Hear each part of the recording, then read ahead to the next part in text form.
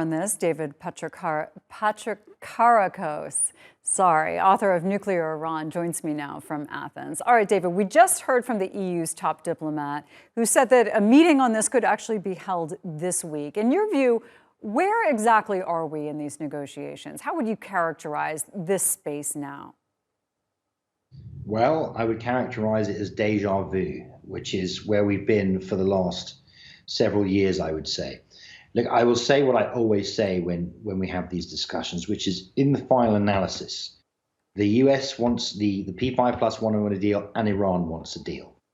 The need for a deal is even more pressing in light of the Ukraine crisis, which is obviously sending energy costs soaring. So the West, or the international community rather, needs that Iranian energy, needs that Iranian oil flowing back onto the markets.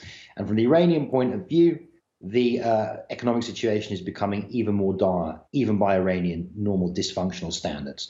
So there's a lot of talk, a lot of frustration, a lot of déjà vu as we go over the same things again and again and again. But in the final analysis, both of these sides want and need this deal. Yeah, and there have been warnings among officials for a long time that as this drags on, it's just going to get to the point of no return where Iran will have advanced enough in its nuclear program and, of course, its ballistic missile program that there won't even really be a utility to a deal anymore. How are we not at that point yet? What, of the Iranians having advanced that far? Because look, I mean, for a start, the deal was in operation for a few years. So during that time, they shipped out their enriched uranium stockpiles. They enriched to much lower rates. So the progress of the program was held up. As far as the military side of it goes, that is barred anyway. There is no provision that allows Iran to do that. So it'd have to do that covertly, which is not easy. As I always say to people, this is a very, very serious situation, but we must not get alarmist in that Iran does not, as far as we know, have the military technology to make a nuclear bomb, even if it enriched to sufficient levels, which it couldn't do without the international community knowing.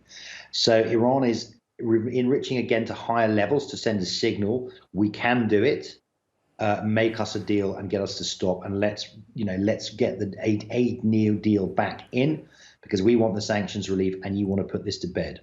Yeah, but remember when the Obama administration finally got the Iran nuclear deal. And it was highly controversial. I mean, not everybody agreed with it, obviously. There was a thought that it would keep this breakout time, the amount of time it would take Iran to build a nuclear weapon if it left the deal, to 1 year's time. What would you estimate the breakout time is right now? I honestly don't know.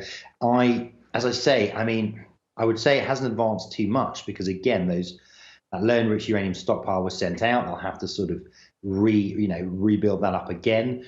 I would say that, I don't think it's imminent. I don't think it's a matter of months from what people say. And look, to do that, you have to understand they'd have to do what North Korea would do, which would be to say, right, we're leaving the NPT, throw out all of the inspectors and make a dash for a bomb. I personally think that if they did that, the Americans, possibly the Israelis, would bomb them. And I think that they know. Yeah, good, excellent points. David Patrikarakos, thanks again for joining us. Cheers, thank you.